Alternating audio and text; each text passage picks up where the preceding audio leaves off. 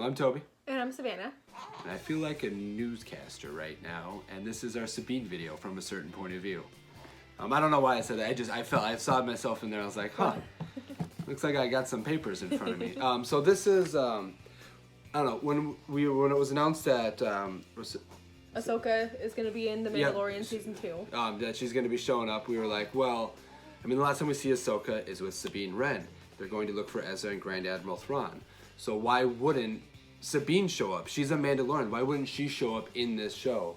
I think it's a huge opportunity to connect the animated stuff to the live action stuff. You're already doing it with Ahsoka. Why not do it again? Yeah, exactly. Bring them in. Because again, like Star Wars is about it's not always about connecting things, but Star Wars does a really good job at just bringing everything as a whole, for the most part. And I mean, we're assuming, we could be wrong. It could be, we could have had the whole Night of a Thousand Tears or whatever since Rebels ended. But we were thinking that the Night of a Thousand Tears might have happened at some point, like either right around the Battle of Endor or right after. And so it's very possible that Sabine, even though that's kind of their new creed is keep your helmet on, Sabine, I think still, I would guess that she still wouldn't. Right. Well, it depends on how old the Mandalorian was during the Night of a Thousand Tears. Right. That's It's true. where we need to know how old he was when that happened, to know where that's going to take place in the timeline. And I know, like, during Rebels, Sabine, like you said, took her helmet off all the time. All the time. But, and maybe we're wrong, but I always thought that, where was I going? Oh, that, like, the Mandalorians came up with that creed of, like, always keeping your helmet on after the Night of a Thousand Tears. Like, after so many of them were wiped out that they needed to hide their numbers, which was kind of like the reason the armor and stuff gave in the Mandalorian.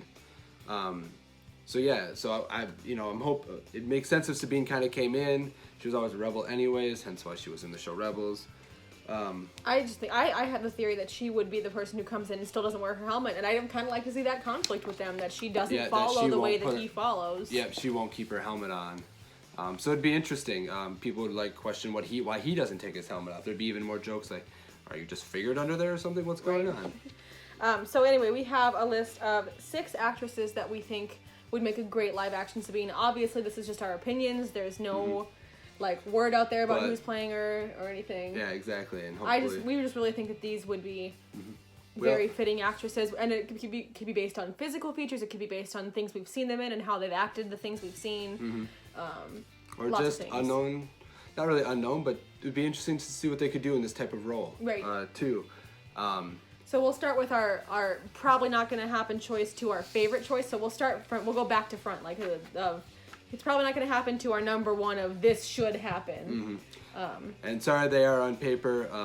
We just don't have the setup yet to do it with just bringing their pictures right in on the screen for you. So, but hey, it's old school. We wanted you to at least still have pictures. Yeah, so. at least we wanted pictures, and it's old school, so it's fun. It's different, right? Exactly. So our number 6 choice is Tia, and I'm sorry if I say this wrong, Tia Sircar. She's the voice actress, so similar to how people thought Ashley should do Ahsoka.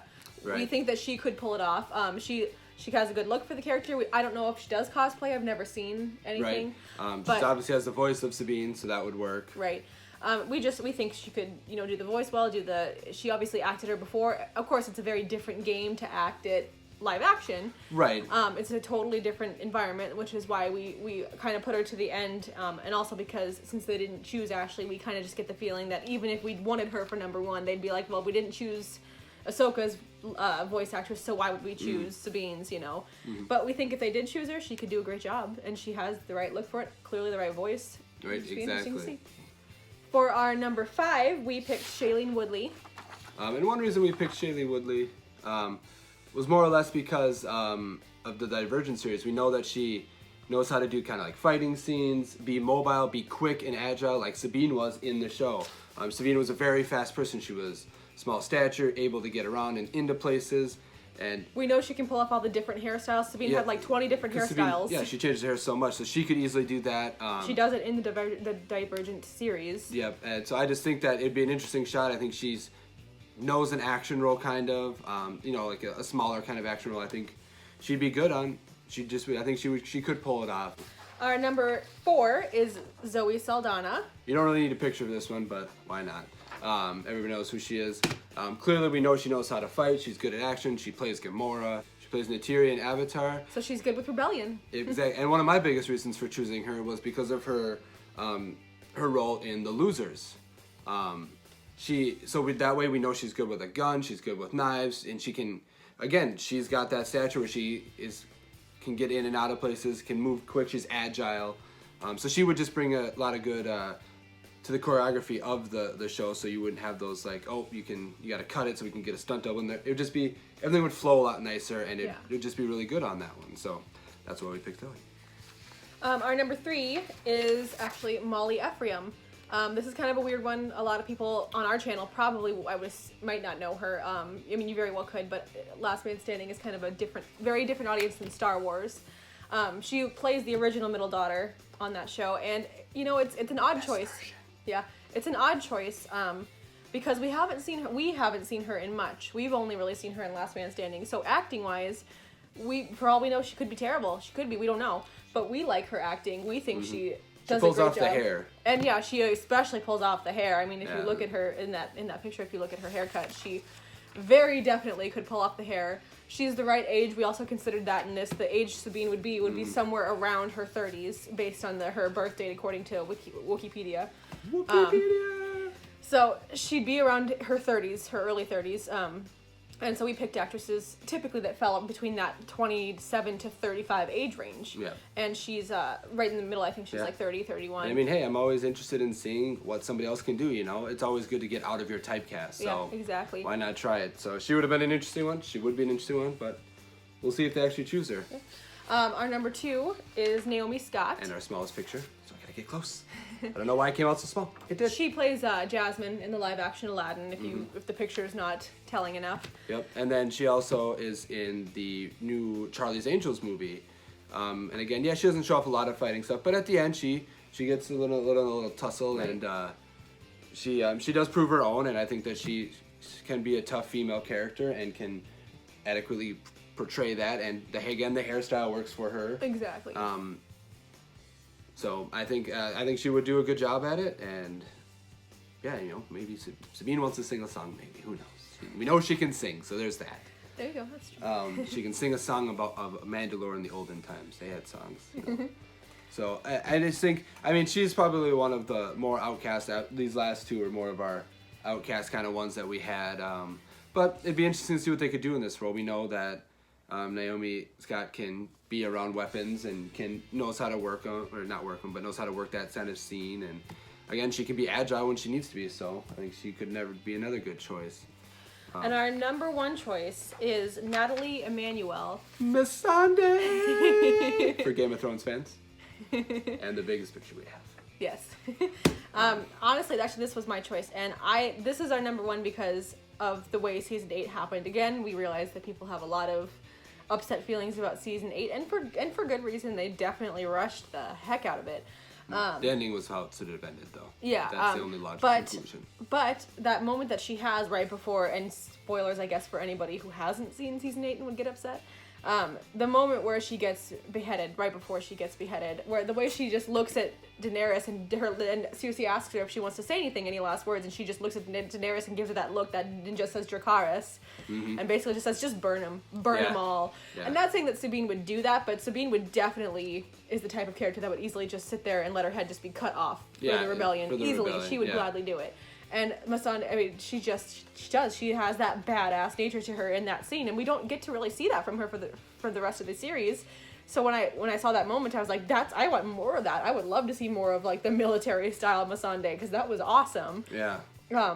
Again, she could pull off the hair. They could cut it really short. They could easily make her look like Sabine. And I just think that she would really act the hell out of it. She did a good job with Game of Thrones. The complaint about the last few seasons isn't really the acting, it's the way it was written and the way it was rushed. And well, you convinced me, so I didn't even think of her, so she brought her up, and I was like, all right, I like it. So that's who we have for if they even bring Sabine in. There's nothing that says they're going to. It's just a feeling we're having. And we want to get it out there right away. We've had some other feelings about other things. I had a lot of stuff about Rise of Skywalker that I didn't really put in our videos, and I wish I would have. And just some other stuff that we put out there that we didn't actually say, and I was like, think about it after we do the video. I'm like, we should have put that in there. And when the rumors came out about Ahsoka coming into Mandalorian, a lot of people did who should play her videos, and a lot of people did say Rosario Dawson as a name, and there were rumors already and stuff. Don't get me wrong, it's not like everybody can predict the future. But a lot of people did their videos, and a lot of people did mention Rosario Dawson. So, I mean, it's worth putting out there and saying, you know, if you are going to do Sabine, maybe these are some good ideas. Yeah, you know, you know, they might look around and you never know who they'll find.